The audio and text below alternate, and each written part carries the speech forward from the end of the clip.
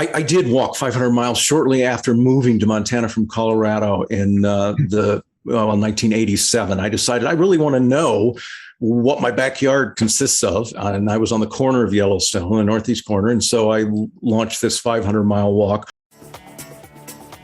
Hi, I'm Brilliant, your host for this show. I know that I'm incredibly blessed. As the son of self-made billionaires, I've seen the high price some people pay for success. And I've learned that money really can't buy happiness. But I've also had the good fortune to learn directly from many of the world's leading teachers. If you're ready to be, do, have, and give more, this podcast is for you. Looking around at the world today, a world of skyscrapers, superhighways, melting ice caps, and rampant deforestation, it is easy to feel that humanity has actively severed its ties with nature. It is no wonder that we are starving to rediscover a connection with the natural world. These words were written by my guest today. His name is Gary Ferguson. Gary has written 27 books on science and nature, including the book which I ask him a lot about in this interview, a book called The 8 Master Lessons of Nature, What Nature Teaches Us About Living Well in the World. And I also asked Gary to tell me about his most recent book, one called Full Ecology, Repairing Our Relationship with the Natural World. Gary has created an organization called Full Ecology with a cultural psychologist named Mary Clare, who is not only his co-founder and partner, but his wife. And he describes Full Ecology as an idea and an organization dedicated to breaking down the walls between the human psyche and the natural world. Together, he and Mary Clare offer workshops, retreats, keynotes, and continuing professional development to help individuals, families, and organizations traverse life's changes with integrity and vision. I was really interested to talk to Gary because many years ago, I did a program with a teacher who's been very important to me, someone named Jack Canfield. And in that program, I created a life purpose for myself. And in that life purpose, there was a statement that seemed to come out of nowhere to me. It was a surprise even to myself about the importance of a verdant world, about a green and living world. I didn't know, like I said, exactly where that came from or what to make of it, but I suspect that I, like you, yearn for, enjoy, appreciate being in nature, connecting with nature, but also feeling somehow separate from it. So this interview and these books that Gary has written are a really great opportunity, I hope, for you to learn a little bit more about how to renew your relationship with nature, how to deepen it. In this conversation, we talk about a lot of things, including the many hundreds and thousands of miles even that Gary has spent in Yellowstone National Park, what he has learned in that. We talk about beauty. We talk about community. We talk about relationship. We talk about grief. We talk about mystery. So a lot of big concepts, and Gary puts them in ways that are both beautiful and practical in his writing, and I think in this conversation. So I hope you enjoy it. You can learn more about Gary and his work at wildwords.net or at fullecology.com. So with that, please enjoy this conversation with my friend, Gary Ferguson. Gary, welcome to the School for Good Living. Thank you, Brilliant. It's great to be here with you. Will you tell me, please, what is life about? Oh, my goodness. Well, I would say that, and I'm basing this on my experience in the natural world and thinking and writing about the natural world. I think life is about relationship. And I think even writing is about relationship. It's either the celebrating or building or mourning the loss of relationship. And I think that is really the stage I stand on when I think about going through my life. And I realize that however one answers that question, inevitably it's one's life experience that informs their response so much. And I want to start with an experience that you've written about. You were 13 years old. You were at home in northern Indiana. You had a box of highway maps and $150 you'd earned from shoveling snow. And outside is your bicycle, a purple Sears Stingray. What's going on in this moment and what happens immediately afterward? Well, when I was about 9, so several years earlier, my parents had given me money to go into I think it was a Walgreens pharmacy to get a comic book, which I did every so often. But I got to the pharmacy and I went to the magazine stand, and instead of the comic books, my eyes landed on a magazine called Colorado Rocky Mountain West, and it was just stuffed full of beautiful photos of the Rocky Mountain states. And I was living in a very topographically challenged area of the world, northern Indiana, the so-called Rust Belt at that time. And I was so struck and felt so at home and in kinship with what I was seeing in those pages. I decided that one way or another I was going to get there. So with the money and the maps and everything, I proceeded to call my parents to the couch in the living room and lay out my maps and describe this grand plan I had for that summer to ride my purple Sears Stingray about 1,200 miles to the Front Range of Colorado, and assured them that I could be back in time for school to start in the fall after Labor Day.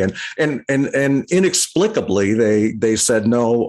I wasn't going to do that. So I still have some hard feelings about that, but I sort of get their concerns now that I'm a little older. But I was just very, very driven to get to that level of wildness. Wow. And, I think of the John Muir saying, right? The mountains are calling and I must go. Oh, indeed. Indeed. You've heard that call and you've heeded it. And in your book, The 8 Master Lessons of Nature, what nature teaches us about living well in the world, you cover so much. And I love this book, by the way. Thank you for writing it. It's very beautiful. Thank you. One of the things that I want to ask you about is that you say in this book that nature has a special place in our brains and our relationships. I'm curious if you'll say a little more about that generally, but then more specifically for yourself. What's the place that nature has played or continues to play in your life? Well, like so many kids, and perhaps all kids, if given the chance, when I was young, even though I was in that fairly developed, well-ordered place called Northern Indiana with its topographical challenges and whatnot, I still was drawn into nature, whether it was the hedgerows along the cornfields or the ditches along the roads I used to ride that purple Stingray on, filled with cattails, or even my mother's little postage stamp sized garden. Just spotting nature tends to pull us into it. And Emerson said that one of the reasons we're so attracted is because the same power that we're seeing is in our eyes looking out at itself, basically, that we're connected and we recognize something of that in ourselves. And I think that makes, just from a biological standpoint, of course, that's true. We are nature too. We're the end result of lots and lots, although not that there isn't more evolution to come, but we're at the end of a lot of millions of years of fine tuning, just like a mountain lion or a wolf or an orca or a dolphin. And we have some essential skills that we share with the natural world. The superpowers of nature, what make it able to not just survive, but thrive, are our superpowers too. And one of the things that I've tried to devote my life personally and some of my writing to as well is this notion of kind of restoring and healing that artificial split that has been going on off and on, certainly for the last 500 years, since basically the Enlightenment in the 1600s. It's not that objectifying things doesn't lead to certain truths and we can study things and develop technologies by virtue of it, but it's really not the essential platform of how life works on Earth. And so that's what I've been about, is exploring that and healing that artificial divide. Yeah. And there's something exactly that I wanted to ask you more about, which is you talk about the objective gaze in this book. And I wonder if you'd be willing to say what that is and what effect it continues to have in our world today.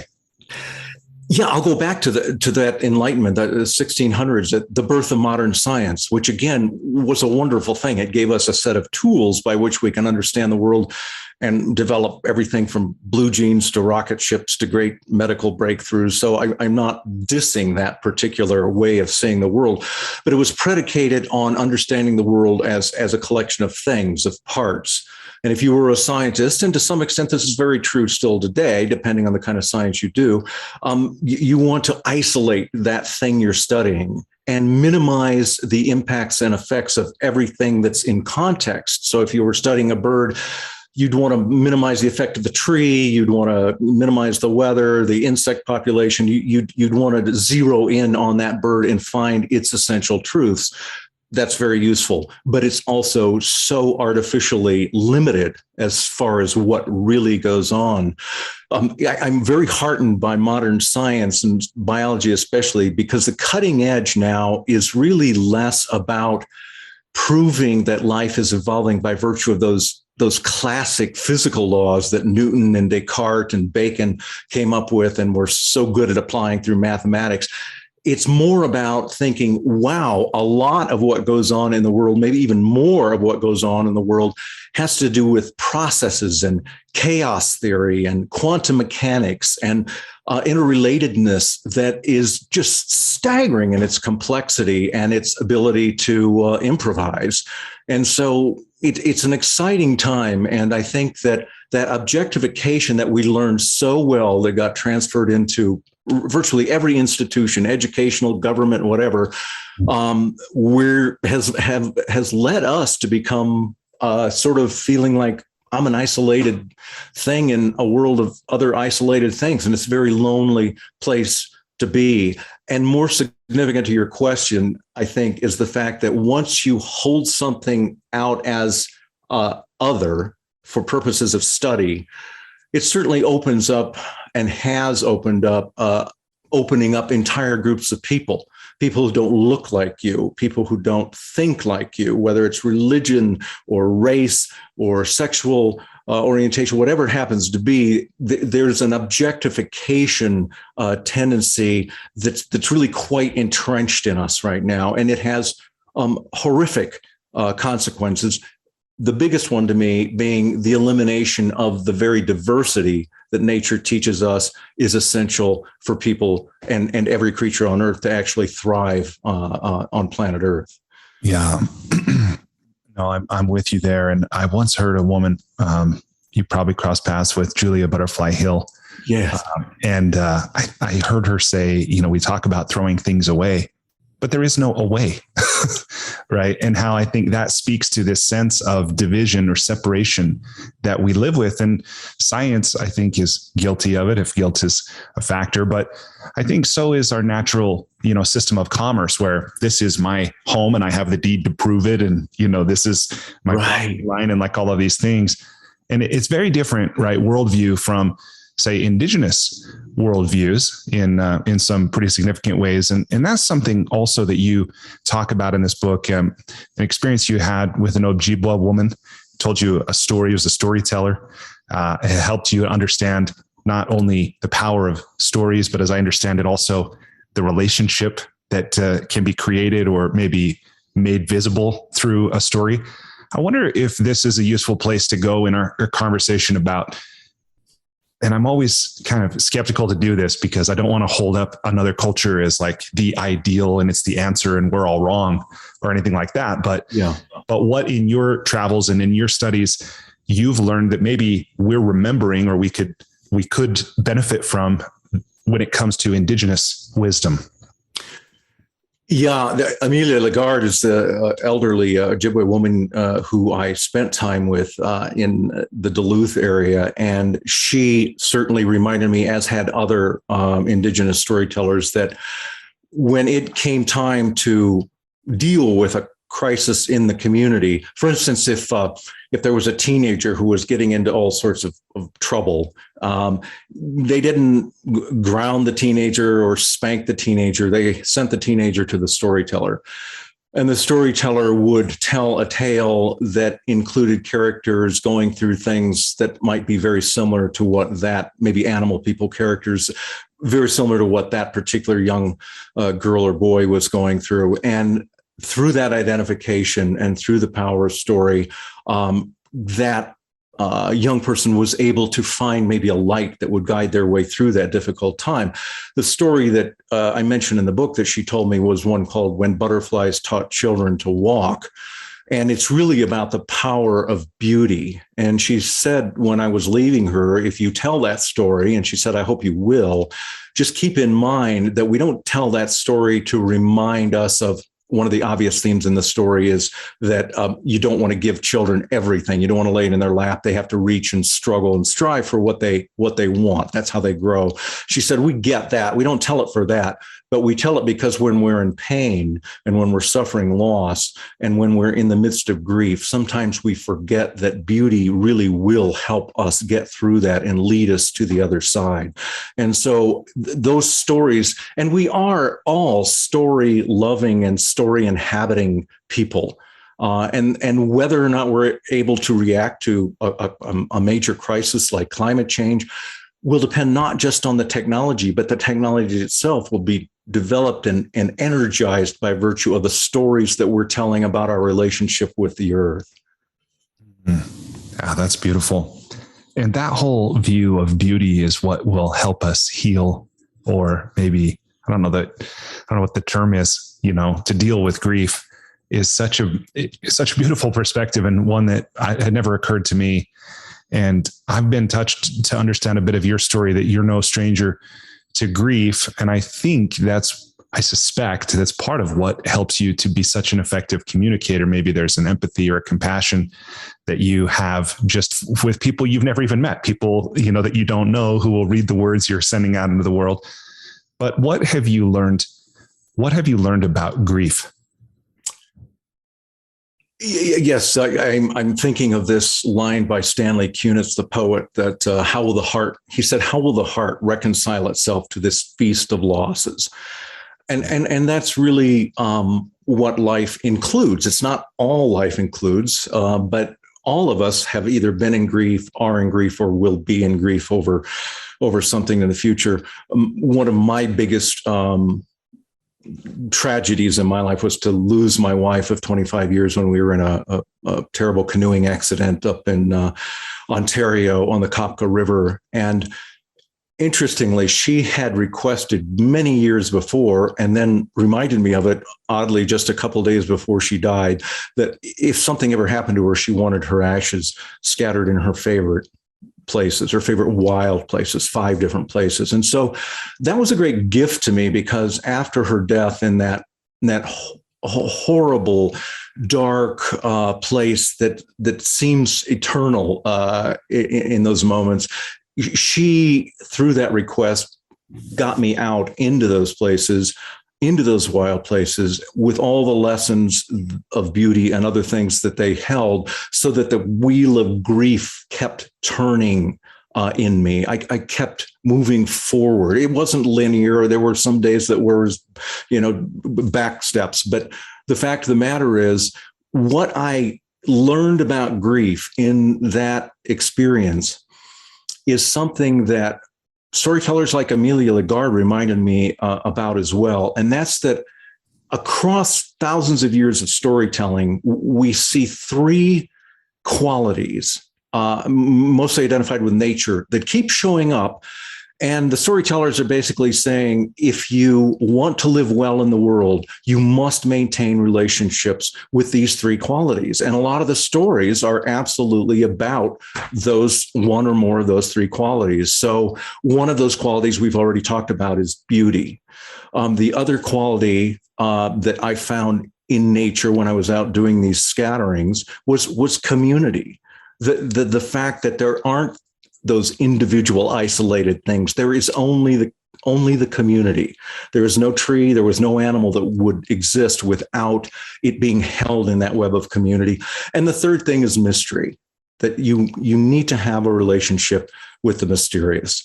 I love that, of all people, Albert Einstein once said to his students, and he said this to his students actually on many occasions, he said, if you have a choice between knowledge and mystery, choose mystery. It will serve you far better.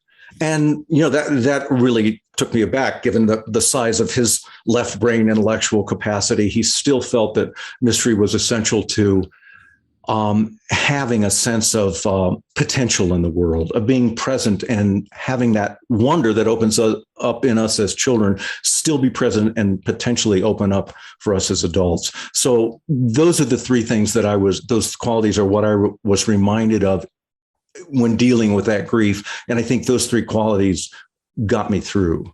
Yeah, thank you for sharing that.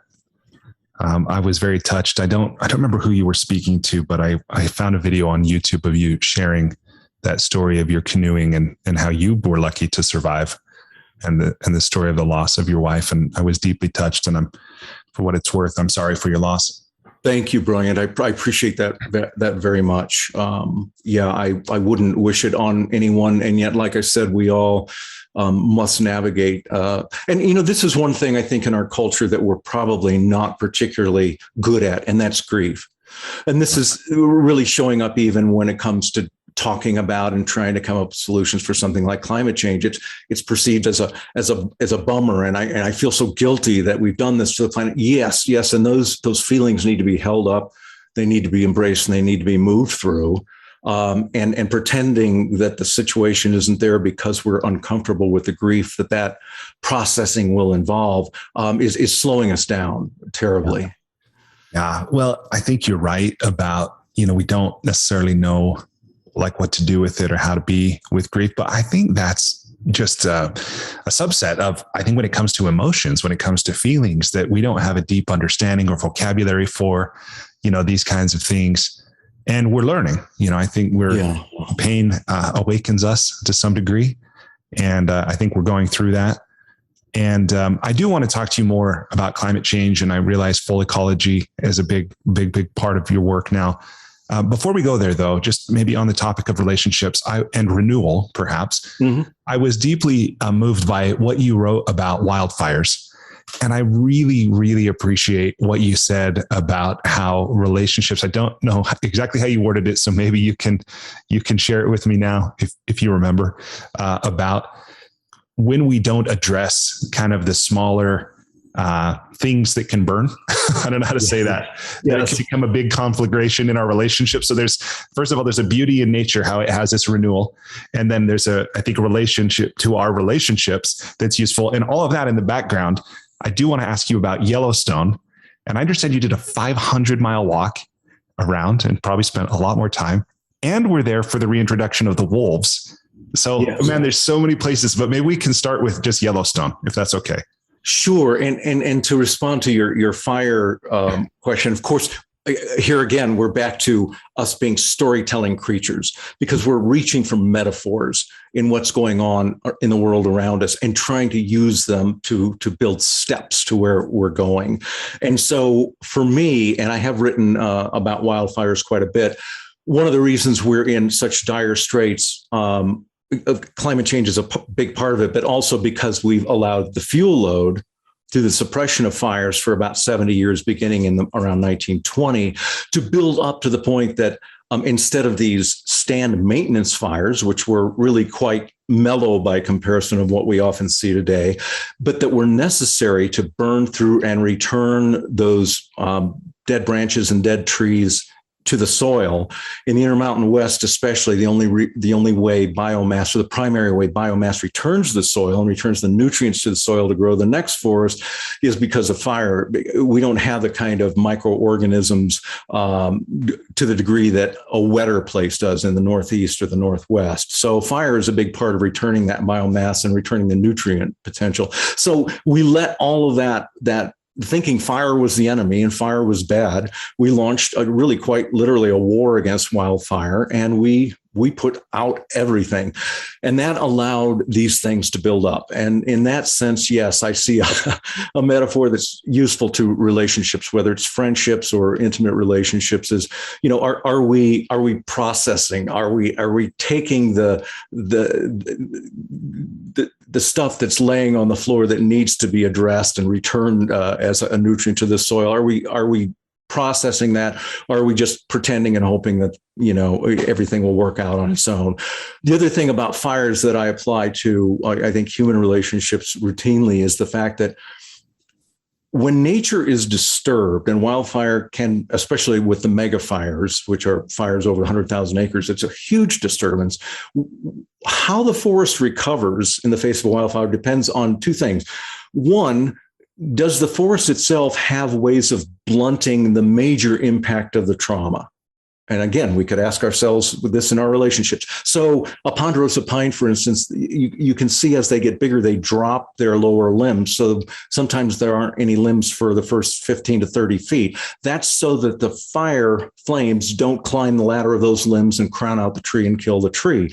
They've got very thick bark that protects them. So lodgepole pine have serotinous cones that only open in the presence of fire. About 20% of the cones on a given tree only open in the presence of fire. So there's been a way to evolve in such a method that it protects you from the blunt force of the trauma. The second thing to keep in mind about the recovery is whether or not that plant community has the basics that it needs to get started again protected. In other words, that could be the seeds in the soil, the roots of the aspen that will, throw up new aspen sprouts, all the microbes in the soil that make nutrients available, are the pollinators nearby so they can come back when the first plants emerge to pollinate them again. So those two things are, I think, worth considering in life as well. What have we got in place that will protect us or keep us healthy in the face of great disruption to protect us from the blunt trauma? And secondly, what have we got as far as networks, community networks that will allow us to recover after we feel the disruption? And I certainly got to see how that played out when Jane died, my wife, in the canoe accident. Mm. Well, thank you for sharing that. It is wonderful. And when we can look at a natural system or any natural thing and see something in ourselves, which I think goes back, I get pretty philosophical pretty quickly, but just like you said, we're looking out at ourselves, and yet for some reason we often separate ourselves from it or maybe hold ourselves above. Yeah, I laugh at that because I think, again, to go to the Indigenous perspective, I think of looking at animals, even animals as our kin, that any human who's been alone face to face in close proximity with something like an elk or a shark or a bear knows they are in no way above that. Humility is suddenly within reach. In those moments. I love that. So, yeah. And then with Yellowstone, I mean, what a special place. Maybe you could talk about what was this? Did you really walk 500 miles around the park? I did walk 500 miles shortly after moving to Montana from Colorado in 1987. I decided I really want to know what my backyard consists of. And I was on the corner of Yellowstone, the northeast corner. And so I launched this 500-mile walk. Later, for National Geographic, I would walk about 145 miles from my home to the so-called most remote place left in the lower 48, which was in extreme southeast Yellowstone. Live there for 3 months and then hike out. And then scattering Jane's ashes, one of the places she wanted to be scattered was in Yellowstone, where she worked as an environmental educator with kids. And so that was another trip of about 130, 140 miles. So I put in, I think, about 15,000 miles in Yellowstone over the years. And it calls me. It is, to this day, the ecosystem as a whole, not just the park, the largest generally intact ecosystem left in the temperate world. It has its full complement of historic species, especially with the return of the wolf. And so there is scientists would say it's a baseline for how things can work, for the capacity that a system has to live if it's not overly messed with by interference from humans. And to me, though, it's an opportunity, not just with the elk and the bear, to get that humility, but just to get quiet and to learn. There's a wonderful bit of research psychologists have done that talks about soft fascination. And soft fascination is a state of mind, and they can measure it with electrical impulses that we get into when we're in a place that we find enchanting or beautiful. And so nature fills that bill. And it's been noted that cortisol levels tend to go down during periods of soft fascination. Heart rate slows, blood pressure goes down, tendency to ruminate, which is in the frontal cortex of the brain, eases off. And it's so powerful that they've found for like corporate teams, if they go in and can do these experiences where they have 2 or 3 days in wild settings, they come back and engage in creative endeavors. And and wow, they're so much better at doing that. And part of the reason they're doing it is because of the neurochemical changes that are going on in their brain because of that soft fascination. It sounds a little bit like what I've learned of the flow state. Those things. And then it reminds me as well, when you talk about that there are physical changes that occur within us. Some study I've read about patients that either had a view of a brick, patients in a hospital convalescing who either had a view of a brick window or greenery. Yes. And nothing else was materially changed except what they could see out the window. And those with a view of something natural recovered quicker. Yes. In fact, remarkable. some researchers now are saying that actually your longevity is to some extent influenced by how accessible, either visually or being out in some sort of green space. It could be in the city, but if you were completely cut off from trees and other things, it seems to have enough of a serious physical impact that it will reduce your longevity. Of course, that's a very tricky thing to tease out, but there's strong evidence that that's the case. Yeah. There's so many things I want to ask about. I want to ask about, on this with wilderness therapy. I want to ask about, for anyone who's interested to go, what I think would be called backcountry in Yellowstone, what they need to know. I want to ask about clock time versus physical time, and probably in those 15,000 miles plus all your years outside, what you've learned about that might improve the quality of our lives. So, but we can go anywhere. What makes sense to you to talk about? Well, you mentioned wilderness therapy, and I'd love to talk about that for a little bit, because out of 27 books I've written at this point, that one, I wouldn't necessarily choose it as my most literary, but for me, the experience was the most powerful, and it influenced my life in ways that are still amazing to me. And when I say wilderness therapy, I'm talking about compassion-based, influence-based programs. And the one I spent several months in working with kids was for 14 to 17-year-olds who had been really struggling with massive drug addictions, suicidal tendencies. They were really at the end of the road. Their parents were thinking that they may not be alive if they didn't get some useful intervention. They were veterans of all kinds of therapy and nothing worked. So they came to an 8-week wilderness therapy program, again, kind, influence-based, not a military structure, which doesn't work at all. And what was amazing to me is I could see the wilderness healing me from all kinds of trauma. But I wanted to be there. I wanted to be there since I was 9 years old, as I said. It was uncanny to me when I read that, according to research for good wilderness therapy programs, the recidivism rate in drug addiction was a third of what it was in standard 28-day lockdown facilities. So these young people were having successes in the wilderness, and they didn't necessarily want to be there at all. The vast majority, if they could have picked any place to be for therapy, walking out into the wilderness with a makeshift pack on their back and living on the trail for 8 weeks would have been the last place they wanted to be. And yet, in part because of the kind therapy that was going on, but because of their relationship they were able to build with the natural world, I saw them transform in ways that was just stunning in the sense that they finally began to see what was unique and powerful about themselves. And then through that experience with those other young people in the wilderness, they found what of that unique power was a gift they could give to the larger community.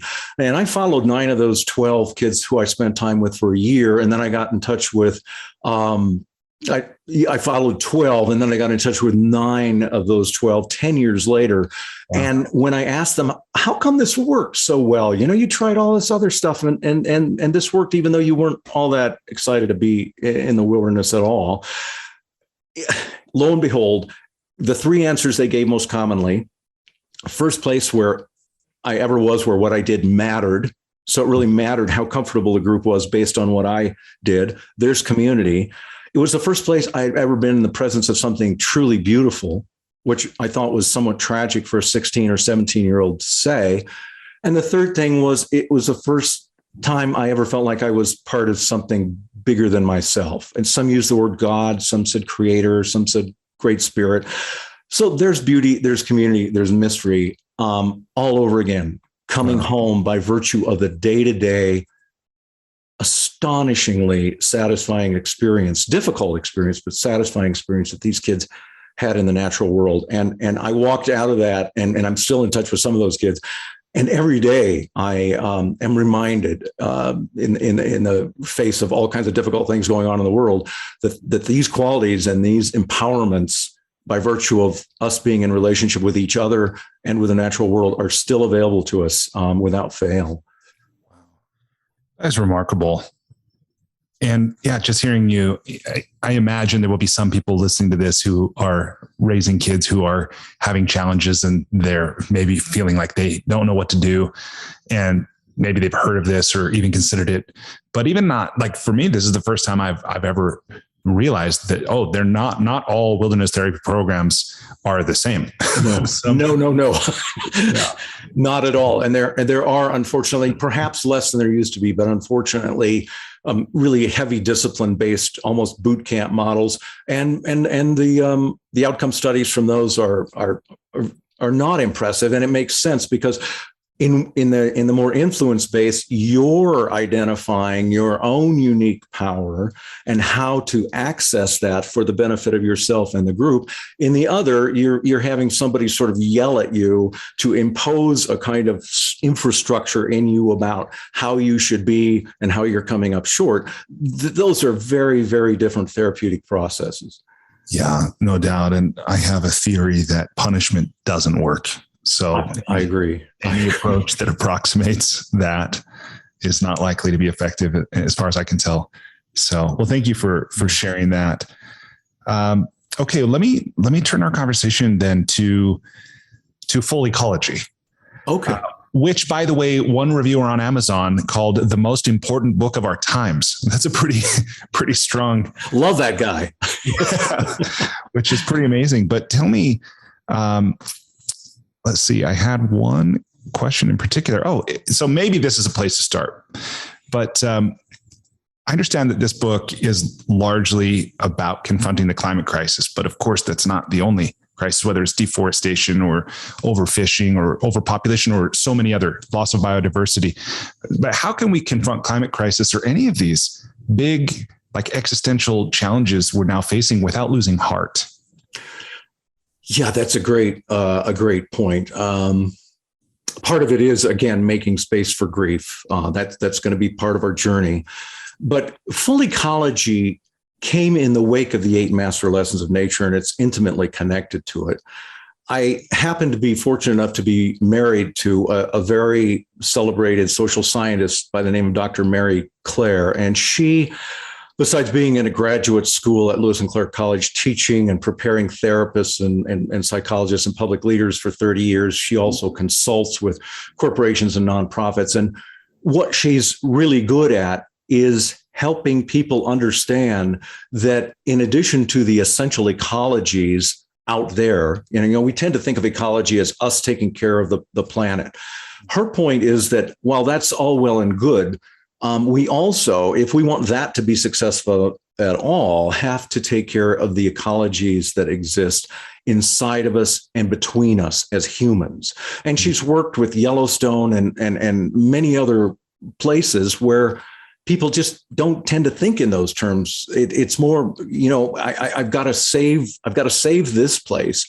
But you begin by also tending and nourishing and saving, if you will, your own truth and your own sense of power and how you interact with other people. So once you've got that in place, then it becomes an ecology that really is quite effective at keeping us from falling into oppressing coworkers, oppressing entire cultures or racial groups. It keeps us drawing on lessons from nature, such as diversity, within our boardrooms, within our company lunchrooms. It it shows us how those nature lessons do in fact reside in us. Of course, humans express those qualities that nature has in their own unique way. But those superpowers, Mary told me, are our superpowers too. Mm. And so if we start focusing on how we are with each other, truly, in addition to how we are with the planet, that's the road forward. And so full ecology is meant to introduce that idea. Again, it's a healing of that very artificial divide that we put into place for real 500 years ago that says it's nature over here and humans over there. I have to say, brilliant, when I was telling that story earlier about coming to the wilderness after seeing those magazine photos, I too was living out of a kind of a dichotomy, a binary, thinking that, where I'm coming from, it's the Rust Belt, it's very polluted. I'm going to go to the pristine. I'm going to go to the place that hasn't been soiled and spoiled yet by humans. Well, to some extent, I could get away with that illusion for a while, but with things like holes in the ozone and now in the face of climate change, it really is true, as ecofeminists said back in the late 70s, what we do to one part of the whole, we do to all. And so I have come to understand that there is no escaping to some more pristine place where these problems aren't affecting us. We're going to have to really restore our connection to the natural world and act as if we were dependent on that for our well-being, because we really are. Yeah, no, that I think that insight is actually quite profound. And the first time something like that was introduced to me was when I heard Van Jones speak, and he talked about it's the same mentality that would take a plastic bottle and just throw it away, that would take a kid, who made a mistake and put him in prison for life. And like you're saying, the things it's not isolated. There's a whole mentality. And of course, in the personal growth world, that's saying how you do anything is how you do everything. I think there's some truth to that, even though it's a bit cliche. Yeah. So there's a lot there. And one of the things I think that again, very useful, but extraordinarily limited period of early modern science, that objectification, it gave us a very heady and misleading sense of hubris. By controlling parts, we began to believe we got to control reality. We got to control what happened. And we can influence greatly a lot of things. That's how we've applied standard classic physics to be able to predict and control. That's what it was about. But there's so much that we have to remain open to reacting in the moment. I mean, that's what nature does. Nature lives in the moment. And so that if some kind of disruption happens, it isn't nature responding so eloquently because it's got plans for that. It simply responds to what's going on in any given moment and reacts accordingly. And to live at that edge of life, the leading edge of life, is a little unsettling when you're used to hiding behind the notion of control, but ultimately it's exhilarating. Yeah. And that is right. The essence of what it is to be alive, as far as I can tell, is that responsiveness, that immediacy. Yeah.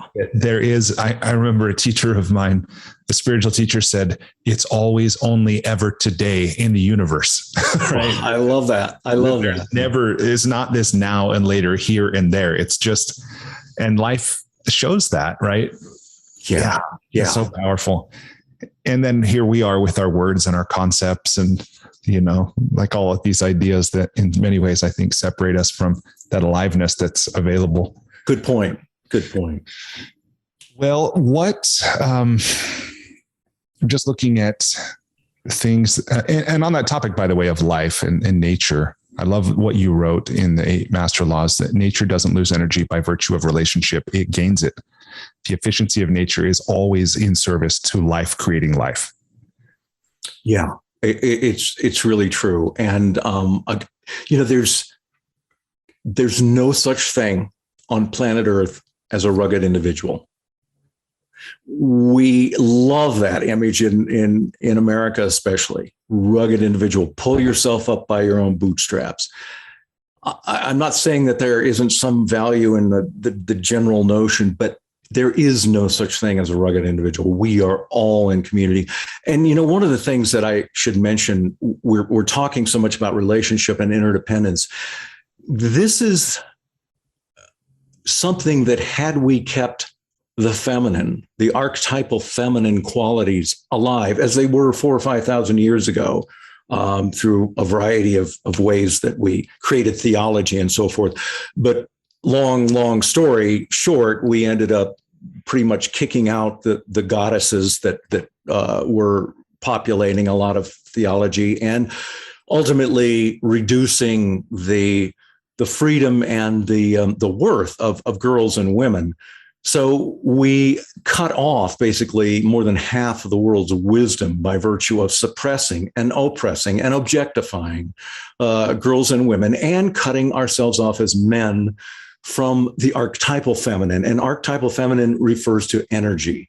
I love Lao Tzu's description is nature feeds and clothes all being without having the need to be master over them. And that's he was trying to essentially illuminate the feminine quality of nature. And so to the extent we can actually heal some of those wounds, and men really need to do a lot of the healing, and accept the worth of that relational archetypal feminine energy, and certainly protect girls and women better, and allow equal opportunity for them, then we're also going to, I think, get greatly fortified and much wiser for how to act in the face of any given problem we might face in the years to come. I think you're right. And that's well said. So thank you. Well, with that, I know there's so much more that we could talk about, and more we will talk about. But with your permission, I want to go ahead and transition us to the Enlightening lightning round. Okay. Well, I'm not sure what that means, but let's do it. All right. Most people come out just fine on the other end. Boy. Nothing to worry about. Okay.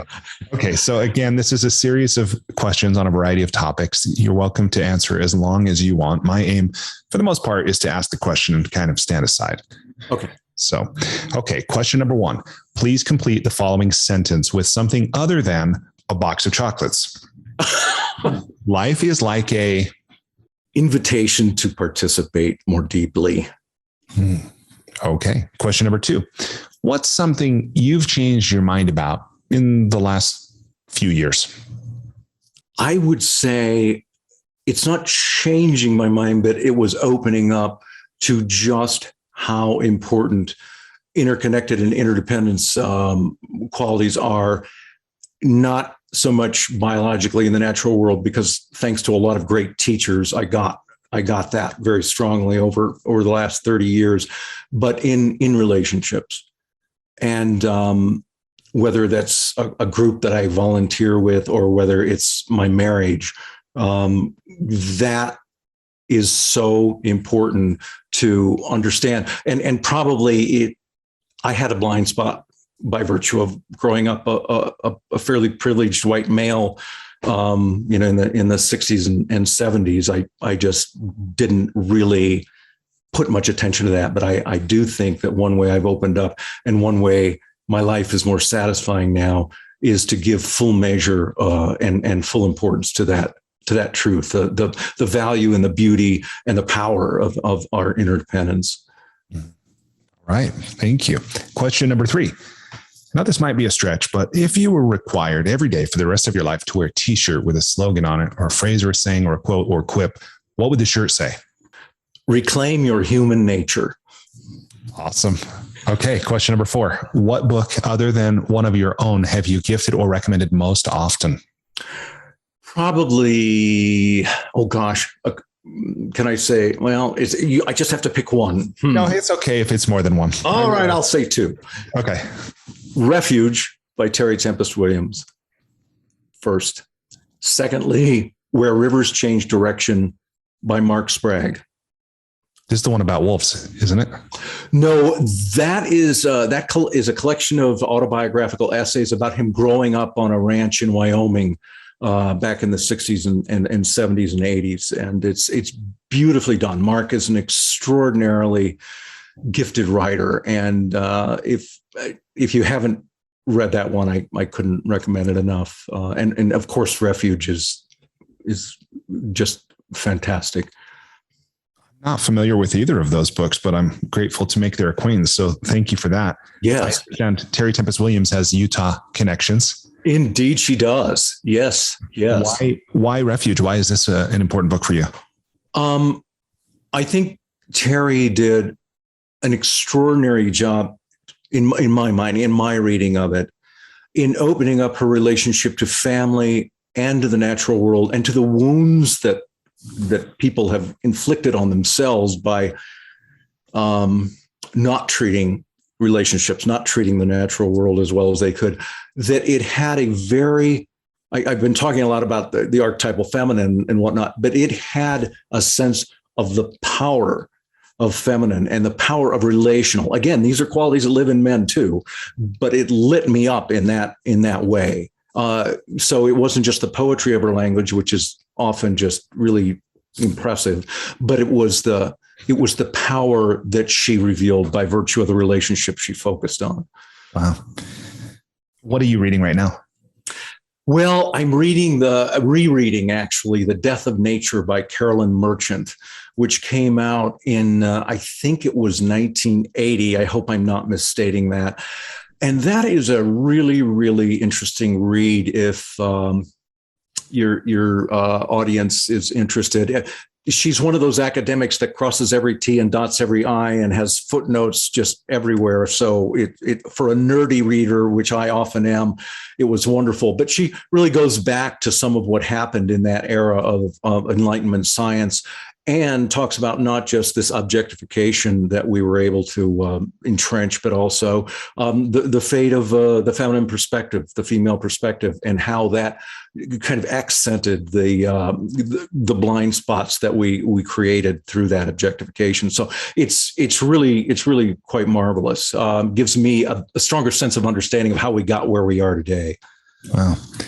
All right. Thank you. Question number 5. So this has to do with travel. I know in your life and your work, you've traveled a lot. What's one thing you do, maybe a travel hack, something you do or something you take with you to make your travel less painful or more enjoyable? I just immediately went to a good book because I love when I'm on the plane to read. But to be honest, one of the things I take with me is a commitment to sort of centering myself whenever I arrive in a new place, quietly let the world I left go and try to cultivate essentially what some spiritual leaders have called the beginner's mind. So that when I do see what's around me, and this is especially true in a foreign country, I'm not caught up in that incessant noise of comparing what I'm seeing to what I know. And, I have to judge it. Is this weird? Is this good? But just simply being a child back in that garden of wildflowers with the bees hovering over it in my mom's garden, and being drawn into it. And so that's not a physical object, but I really do try to carry that commitment with me when I travel. Well, I'll bet that's part of what would make you a great travel companion. Well, let's go somewhere anytime. Yeah. Always ready. I've traveled with people in places like Asia where they just want to find the next McDonald's. I'm sorry to hear that. So, okay. Question number 6. What's one thing you've started or stopped doing in order to live or age well?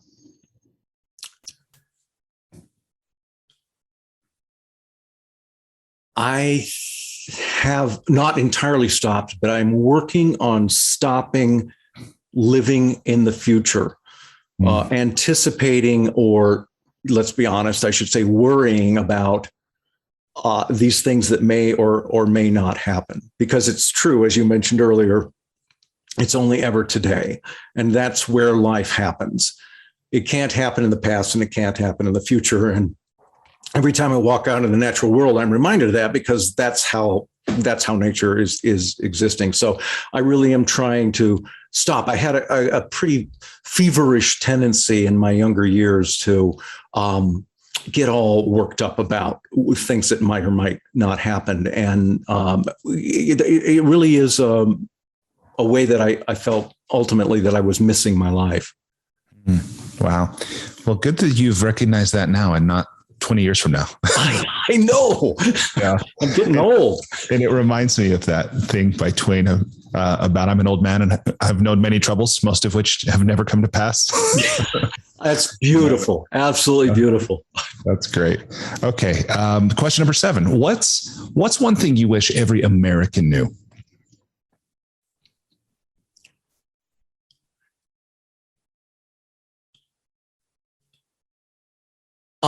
One thing that just comes to my mind in this moment is I wish every American knew how significant, in somewhat flawed ways, agreeably, but admittedly, but how significant the natural world was to our sense of who we are as Americans. Way back in the mid 1700s, you've got pundits calling unkempt wilderness the great equalizer. And it was really significant because they realized, well, you go out in the wilderness, it doesn't matter how much money you have or how much blue in your blood or what your reputation is, who your connections are. Wilderness gives us both the blessings and the risks of being there completely equally. And that became a foundation for when we did become a country, for just an avalanche of imagery that we used on our state flags, pine cones, birds, feathers, all sorts of things to identify ourselves as related to nature. And one last example of that, when Lewis and Clark were heading out to the Pacific Ocean, the big debate among progressive and Orthodox clergy alike back on the Atlantic seaboard was, is nature the hand and voice of God, or is nature God himself? And so this is the sort of foundation that we stood on. The Boy Scout handbook in the early 20th century outsold every other book in the country except the Bible. I mean, we really, really have kept turning to the natural world to identify ourselves and to, I think, generate that famous sense of American optimism and so forth has its roots to some extent in our relationship with the land. And that's very comforting and empowering to me. So that's what I would wish. Awesome. Thank you. I had no idea about the Boy Scout handbook too. Yeah. Amazing. Amazing. My dad gave me, by the way, he had the Lewis and Clark journals, and it's like, I think it's 14 volumes and then a book of maps. And when he passed, he gave me that. So I haven't read it yet, but maybe at some point I'll dig in. Oh, what a wonderful gift. I love that. Yeah. Okay. So question number 8, we talked a lot about relationships. This question is about relationships. What's the most important or useful thing you've learned about making relationships work?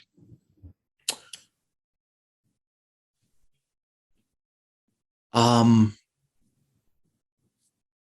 cultivate the ability to listen to someone without giving in to either the urge to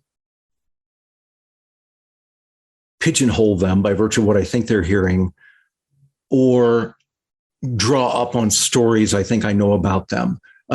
It's one, we all make stories about each other, but at the point my story about you comes into conflict with what you're really trying to tell me, at the moment I insist that, I know who you are and where you're coming from, instead of truly, truly listening without any connection to those old stories about who I think you are, then I think relationships can come forward. You feel respected as a speaker, that I'm truly listening to you, and I get to learn from you, and I get to adjust my story of who you are based on what you've just told me. And so that ability to participate in each other's unfolding and each other's becoming is really, I think, essential. So it all comes down to listening without too many stories running in the background. I love that. And as you talk, and I hear you talk about how listening in that way can help one feel respected, I'm reminded, I recently read that the etymology of respect is to look again. Oh, so, yes. Wonderful. It's interesting that you say that, like listening newly, looking freshly, Yes. Right. That's perfect. Okay. Last question here is about money. Aside from compound interest, what is the most important or useful thing you've ever learned about money? I think money is, especially in this culture, which can elevate it to near religious levels, it can play in so easily to the notion that we talked about before, where if I can control these individual things and these physical laws, then I can be in control of my life. Money, I think, promises control, but in fact, it can't save us from the grief and the losses and all the other stuff we have. And while it can buy lots of distractions, that really only adds to our feeling of inadequacy and our fear about what life's really about. So I'm increasingly enjoying, and perhaps this is a function of being as old as I am, of putting money out there to sustain relationships or support things that I really believe in, that it's energy, that money is energy. And so how does that energy best get applied? Is it, if I hoard it, then the energy stops, then the flow stops. But if I can help support things that I really believe in, then the rivers keep running. Yeah, that's beautiful. And it reminds me of someone you might know. Do you know Lynn Twist? I know the name. Yes. She's a founder of the Pachamama Alliance, and she's written a book called The Soul of Money. And just what you're talking about, if we hoard it, the energy stops. She pointed out to me that that's why we call it currency, because it wants to flow. Oh, wow. I have never heard that. Yeah. Isn't that interesting? Quite wonderful. Thank you. Yeah. And then early when you were talking about money, how we often esteem it to the point of like deify it. I'm reminded of what Joseph Campbell in The Power of Myth, when he's in a conversation with Bill Moyers, and he pointed out, he said, you can tell what any society values by what its tallest buildings are. Oh, yes. Yeah. That's amazing, right? In older times, it was maybe the churches, or maybe in some communities, the university or whatever. But in our modern cities, the financial towers. Oh, it's so true. I remember in the Yellowstone archives, when I was doing some research, stumbling across this journal that was written by, I suspect he was around 18 or 19 years old, and he came from the East, and he was just on an adventure, and he was traipsing around Yellowstone with basically a pack slung on his back and happy as could be. And somebody along the way stopped to talk with him, and one of his lines was, and he appeared quite poor in the way he was dressed, but he said, I'm richer than E.H. Harriman, who was a big financier and industrialist of the time. He said, I'm richer than E.H. Harriman. I've got all the money I want, and he doesn't. Wow. That's powerful. Yeah. That's cool. Well, all right. Well, congratulations. You survived the Enlightening lightning round. Wow. Well, by the skin of my teeth, perhaps. Yeah, that was fun. And that last question there about money, speaking of money, one of the things I've done an attempt to express my gratitude to you for sharing so generously of your wisdom and your experience today is I've made $100 microloan to a woman she's in Moldova. She's a 41-year-old. Her name is Rodica, and she works as a cook in a local winery. And she will use this money actually for beehives, and then in that way support. You've made my whole week. That's beautiful. That's isn't that cool? Really lovely. Thank you. Yeah, I love. I'm sure you know Paul Hawken. Yes, I do. Paul was very generous in supporting our Full Ecology book and our work that we're doing. So yes, I'm a big fan of Paul. Yeah, he's amazing, and I love. I've heard him say that poverty doesn't want to be fixed. Poverty wants to fix itself. Oh, that's wonderful. Yeah. Dignity and self-sufficiency and so forth. And I like to think that these microloans, which I won't receive any interest, but the field partner who administers them will. So hopefully in that way, this will be a virtuous cycle that our conversation will in some way have lent some energy to. So, oh yeah, that just puts a smile on my face. Brilliant. Thank you. Yeah, my pleasure. Well, the last part of our interview here, and I'll just check in with you and ask how you're doing. If you want to take a break, or if you're good to go for another 20 minutes or so. Sure. Okay. So the last part of the conversation here, I just have a few questions about writing and the creative process. And again, as a reminder that I hope that people listening, many of them they're writers or aspiring writers. Great. So they can learn from you both examples and maybe gain some inspiration that will help them in their own projects. Terrific. So I'll start by asking, when did you first know you were a writer?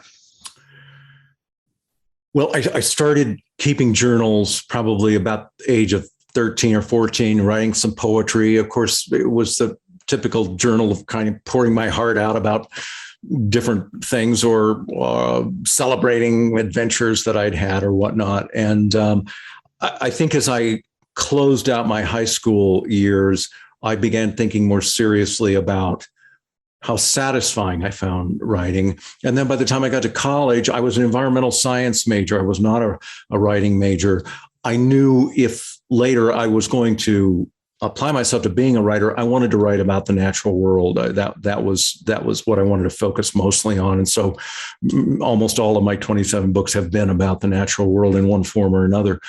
But one of the things I think that appealed to me early on about writing is that I had a difficult time picking just one path for life.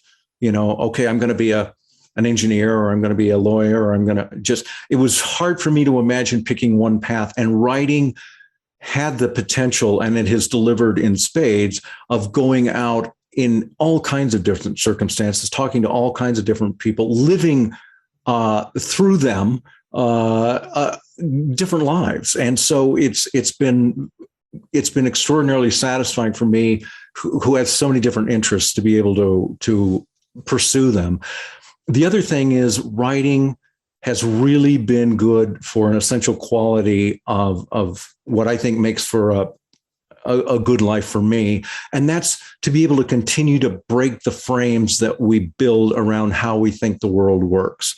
Mm-hmm. I've never spent time with somebody during a book project, or for that matter, gone into nature, where I didn't come back where the frame that I had around the world, as far as what I thought was true reality, didn't get broken and reassembled in some larger, more expansive fashion. And so writing has been very, very good for me on that level. And I'm a sucker for a beautiful sentence, a beautiful paragraph, beautiful story. And so it's something you never achieve, total excellence. There's no finish line as a writer, yeah. But it keeps you in the company, I think, of powerful and beautiful thoughts. Yeah, that's been my experience as well. And I love what you're saying about there's no finish line as a writer. And that's something that I have previously believed, that I've been disabused of that belief, that I think many people think, oh, when I get this draft done, or even when I get it published, right, or something. But then I've heard someone say, books are never done. Books are never finished. They're only published. I agree. I can't pick up any book without reading and going, oh, I should have done that instead. But yeah, they're not finished. They're published. Who has been influential in your development as a writer, and how, or what have you learned from them? Well, starting early on, when I did decide to be a writer, which was in my last couple of years of college, I started going to writers' conferences and workshops. And, writers are often introverts, and myself included. And so there is a reluctance, or sometimes a resistance, to go into social settings for a variety of reasons.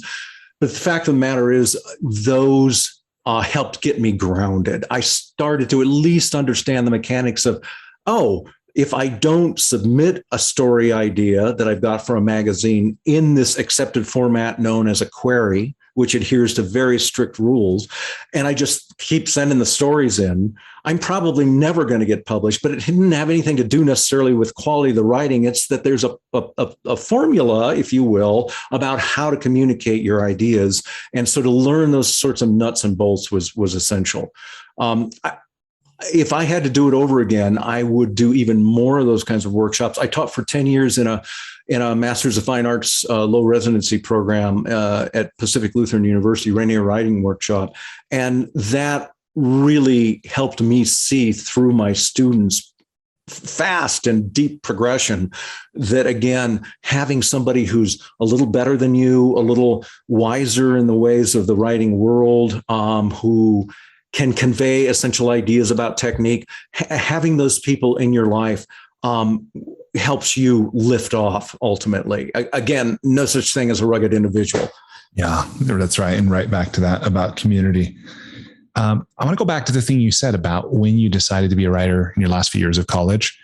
Was there a moment, like a specific memory you have of when you kind of closed the door to other possibilities and committed to this? Or was it a gradual thing, or what was that like? The thing I associate with it is I had a wonderful, I only took perhaps 3 or 4 creative writing classes in college. The last one I took was taught by a TA, a teacher's assistant, named Art Tadras, and I'd love to see if he's still around. But I went to Art and I said, Art, I'm thinking of really trying to make this happen as a writer.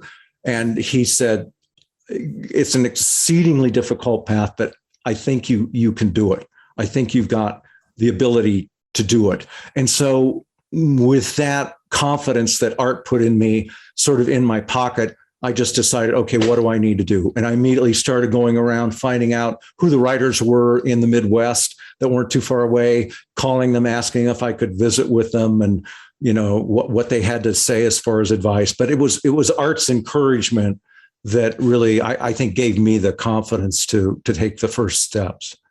That's really beautiful. And I'm reminded, this is like the interconnectedness, the web of life or existence, how both sometimes that's us who needs that, and at other times it's us who can give that. Yes. Kind of encouragement or confidence to another person. And in many cases, I'm convinced we don't even know. We have no idea what our lives really are or the impact they have on most of us. Yeah. I mean, I've seen it in a couple of my students who were really quite talented, but didn't have any sense of their own talent at all. And for me to pass that on, what Art passed to me, you can see it in their faces. It lights them up and gives them a stature to keep going. It's very powerful what we give to others. And that's the definition really in a lot of cultures of elderhood, is to be able to kind of empower the community, the people of the community, and not worry about yourself quite so much, how it's going to reflect on you, or what goodies or riches you're going to get from it. Yeah, that's cool. So for someone who has taught for more than 10 years and who has written nearly 30 books and so much more beyond that, I don't want to trivialize this question, right? But I want to ask, what do you say? What are the broad strokes of what you say in that opening class to these people who either think they are writers or they want to be writers? What's in your first 5 minutes of that kind of lecture or that opening? I teach literary nonfiction, so it's not so much hard journalism or news writing, and that's a very different thing. So what I first point out and allow them to savor for a while is the fact that I and they are all storytellers, and that their calling to write, and even if they want to make it a profession, is really about being a storyteller. The writing happens to be the mechanism by which the stories are told, as opposed to film or other media, but they really are storytellers. And with that in mind, I also share something that I've loved for a long time from Rumi, a piece of advice. He said, sell your cleverness and buy bewilderment. And so for all the technical stuff we'll do, and I'll get to that in a minute, if you can go into your writing, again, with that sense of wonder, that beginner's mind, that confusion, that energy will help you arrive at a kind of truth that wants to be released in that storytelling. Now, after I say that, I also tell a real brief anecdote from John Coltrane, the great jazz saxophone player from the primarily 40s and 50s. He went on in the early days of television on a talk show in the United Kingdom, and the host was just so excited to have him there because he was by far the best saxophonist, and maybe is to this day, in the world. The host was just tripping all over himself, saying, "Oh, Mr. Coltrane, what I really want to know is how do you improvise so beautifully? You just, you'll be on a melodic line and then you'll go off and improvise and take us to universes we never imagined. And then somehow you find your way back to the melodic line." And Coltrane starts giving this just boring, horrifically long, tedious answer about, oh, well, when I was 11, I had these syncopation exercises and I had to do them every day. And this is what they looked like. And then he went on and on and on about all these technique traditions that he was taught. And it was just bad. And even for early television, the host knew, oh, this is not good TV. And then finally, after about 10 minutes of rambling on like that, Coltrane leans forward and puts his hands on his knees and looks right in the eyes of the interviewer and says, and then you forget all that crap and you just wail. And so I tell my students, this isn't, I'm telling the story because you have to do all of that tedium. You have to do those exercises. You have to get good at the mechanics of putting words together. And then at some point, your voice begins to emerge. And then you can really begin to break the very rules that you've been taught and start to wail. That's such a great example. That's if it's good enough for John Coltrane, I'm in. That's awesome. Thank you. How has your process of writing a book changed over the years? Like, what does your process look like now? And maybe how is it different from how it used to be? I used to have everything fairly well outlined before I started. And by the way, if you're selling a nonfiction book, you sell it by virtue of a proposal. And so you will have to outline, you will have to describe what every chapter is going to be about. Doesn't mean that's what the book ends up being, but in order for the editor and the marketing department to get a handle on what you're suggesting and to analyze whether they think they can sell it, you have to define it fairly clearly. I would also, when I started writing, go ahead and write to that outline. And anymore, I'm very comfortable with not knowing exactly where it's going, with not starting at the beginning, which I always used to do, thinking that if I didn't have that foundation set, I wouldn't know where the story was going to go, but rather either start way out, maybe in an area where I know the book is going to get to toward the end of it, start with that, and then write to it. Or if I'm really confused, I'm very comfortable with just, if I know certain scenes that are going to be in the book, certain events, then just take all the pressure off and write those scenes. And don't worry about where they fit. Don't worry about how they're assembled. So I'm trying to seduce or lure myself into the story without that feeling of, oh my gosh, this task is so imposing. You know, I've got 300 and some pages to go, and the first sentence is really daunting. The other thing that I've always used to my benefit is I think it's better if you can write a short period every day or 5 days a week than to have 1 weekend a month where you can just throw yourself into it. There's a kind of inertia that can set in if the writing periods are too widely spaced. And so I think even a little writing regularly is probably more, at least for me, more successful than a big chunk of writing time once a month. Yeah. So I write every morning, typically, even if I'm traveling from 8 o'clock to 1, and then I'll break and I'll do marketing stuff or emails or read research or whatever, and then try to also fuse in enough time to get outside, to be reminded of why I'm doing this. Yeah, that's great. Do you ever, or how have you overcome? Because I understand one place that many writers get tripped up, and I certainly have myself as well, is that I'll find myself when I maybe should be drafting that I get caught in this cycle of editing. And of course, editing could be an endless process. But how do you, if you do, how do you separate and treat the drafting versus the editing portion of a writing project? That is such an important question. And I was the worst at just getting lost in editing. I could spend a 3-hour writing block. I'm going to start that again. Okay. Sorry about that. No worries. Yeah, I could easily spend several hours just trying to tweak a couple paragraphs. And this especially showed itself when I was trying to come up with the perfect metaphor writers are stock and trade is metaphor. And so I would stare out the window for an hour waiting for just the right metaphor. The morning feels like or looks like blank. And what I learned to do finally, because there was never a chance to get momentum going. The energy of the story itself that underlies what I was doing kept getting truncated by virtue of me spending all the time in the ditch trying to come up with perfect metaphor. So what I learned to do is just put a cliche in. After 5 minutes, if I didn't have the right metaphor, put a cliche in with a couple of asterisks and move on, just to keep that flow going. And then when you put your editor's hat on, which is a very different relationship to your writing than the writing hat, then I could go back and examine those missing pieces and really see what might be the best solution. The other thing I tell writers is I found it early on, I don't do it so much anymore, very helpful to, once I thought I had something to a pretty good level, read it out loud into a tape recorder or the voice memo on your iPhone or whatever, and then play it back to yourself. To me, writing is music. There's a musicality to writing.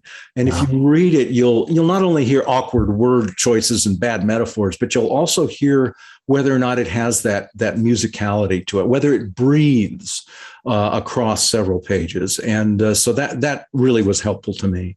Yeah, I've heard that. I have a guest. I interviewed John Robertson, who said that he actually paid someone in his neighborhood to come and read his manuscript to him. And of course, it was like 8 hours, but that's wonderful. Yeah. And then another guest told me, and I use this sometimes on Word, that Word actually has a read aloud feature. Right. I've not used it, but I know it's there. That's a great idea. Yeah. Because of course we know more and more we can dictate to our devices, but that to have them read our own text back to us. And it's still a little bit of a robotic voice, but you can speed it up or slow it down or change the voice and so forth. And I've caught a few things that either just didn't sound right or flat out typos that I didn't see reading it on the screen.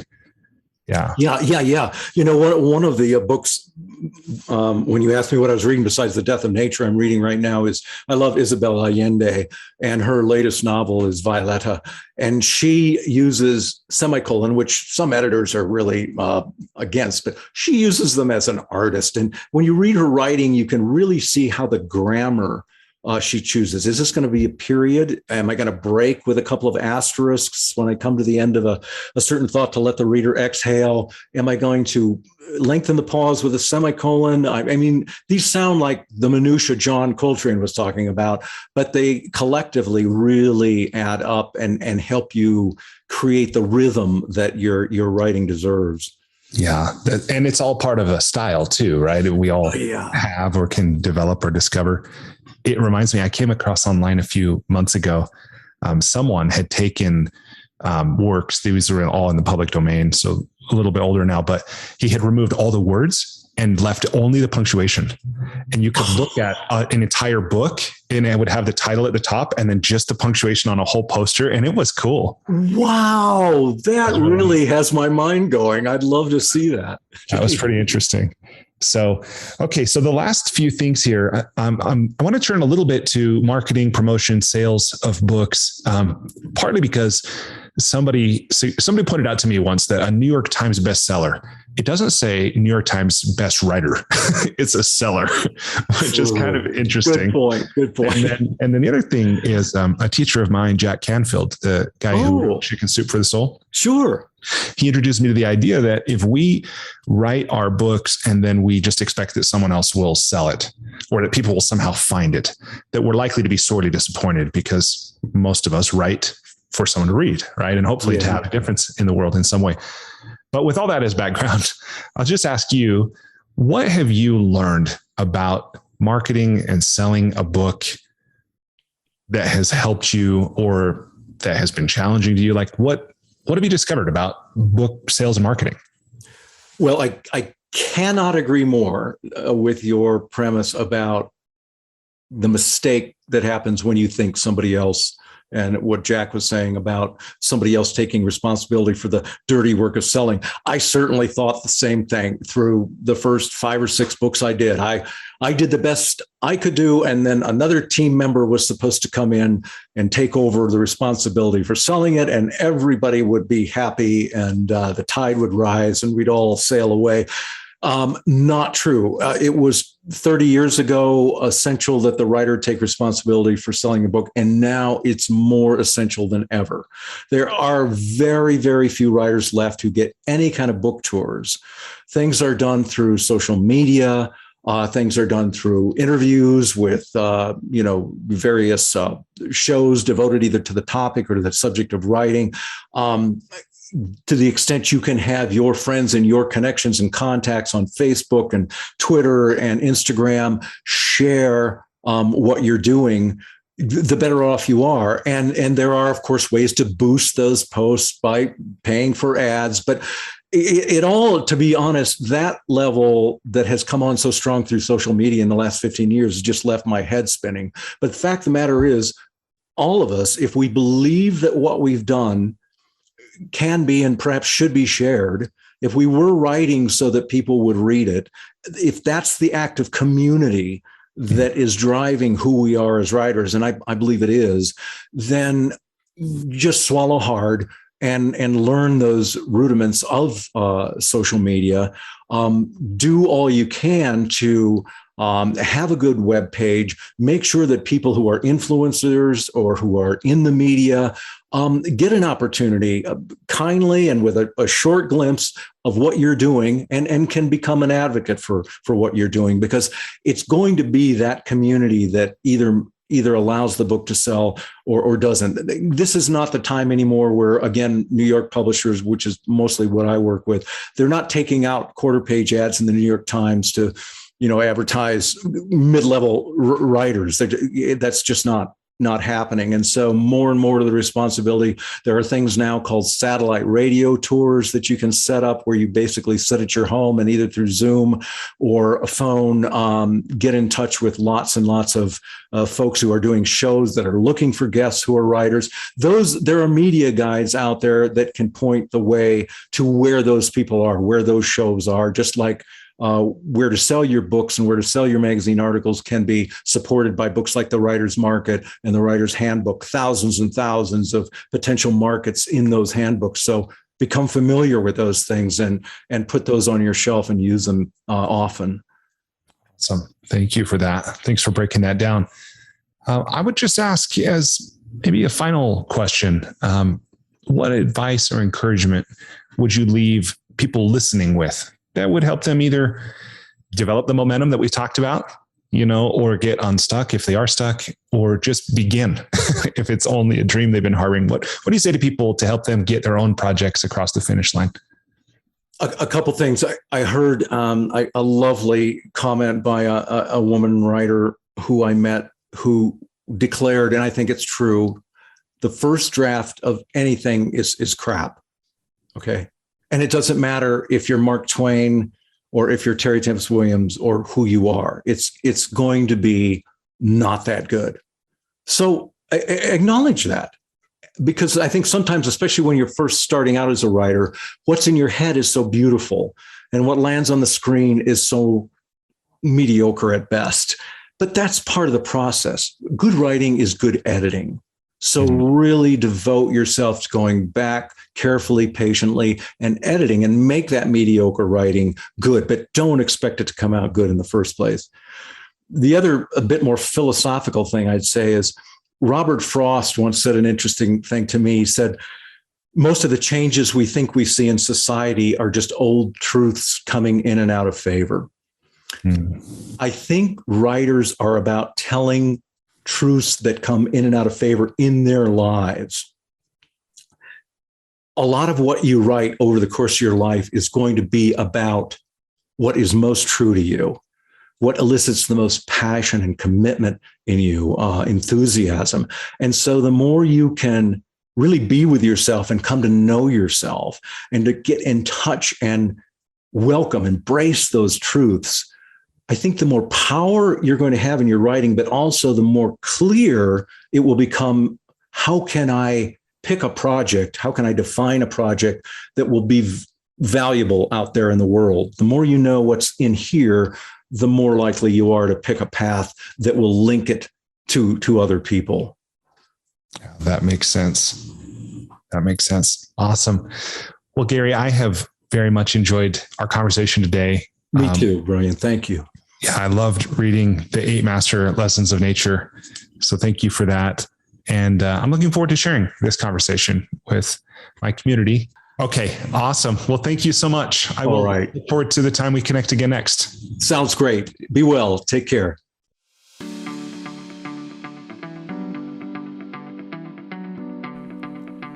Hey, thanks so much for listening to this episode of the School for Good Living podcast. Before you take off, I just want to extend an invitation to you. Despite living in an age where we have more comforts and conveniences than ever before, life still isn't working for many people. Whether it's here in the developed world where we deal with depression, anxiety, loneliness, addiction, divorce, unfulfilling jobs or relationships that don't work, or in the developing world where so many people still don't have access to basic things like clean water or sanitation or healthcare or education, or they live in conflict zones, there are a lot of people on this planet that life isn't working very well for. If you're one of those people, or even if your life is working, but you have the sense that it could work better, consider signing up for the School for Good Living's Transformational Coaching Program. It's something I've designed to help you navigate the transitions that we all go through.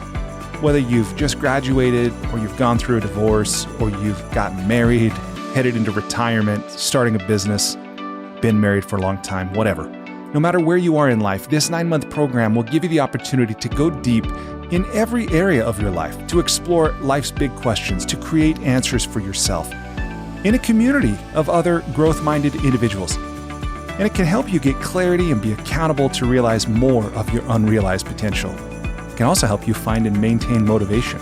In short, it's designed to help you live with greater health, happiness, and meaning so that you can be, do, have, and give more. Visit goodliving.com to learn more or to sign up today.